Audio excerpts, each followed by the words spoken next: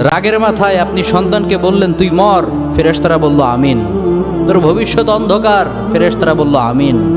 রেগে মেগে আপনি আপনার মেয়েকে বললেন জীবনেও তোর কপালে স্বামীর ভাত জুটবে না, ফেরেশতারা আবারও বলল আমিন। আচ্ছা, আপনি না সেই ব্যক্তি যে তার নিজের জীবনের চাইতেও সন্তানকে বেশি ভালোবাসেন? আপনি না সেই ব্যক্তি যে তার সন্তানের জন্য হাসতে হাসতে নিজের জীবনটাও দিয়ে দিতে পারেন? আপনি না সেই ব্যক্তি যে আল্লাহর কাছে নিজের চাইতেও সন্তানের জন্য বেশি দোয়া করে? তাহলে কি করে নিজের হাতে নিজের সন্তানের এত বড় ক্ষতি করতে পারলেন? Doesn't make any sense. Common sense বলতে কিচ্ছু নাই আপনাদের? আপনারা কি জানেন না আপনাদের রাগের মাথায় বদদোয়া করাগুলো ফেরেশতারা আমিন বলে? দাওয়াতুল ওয়ালিদ আলা ওয়ালাদি, বাবা মা তার সন্তানের জন্য যেই দোয়া করে সেটা ভালো হোক কিংবা বদদোয়া হোক, আল্লাহ সেটাই কবুল করে নেয়। এজন্য খবরদার, নেভার কার্স ইউর চিলড্রেন। রাগের মাথায় কখনো সন্তানকে অভিশাপ করবেন না। খুব বেশি রাগ উঠে গেলে তার জন্য উল্টা ভালো দোয়া করেন। কাবা শরীফের একজন ইমাম আছে, ইমাম আল কালবানি।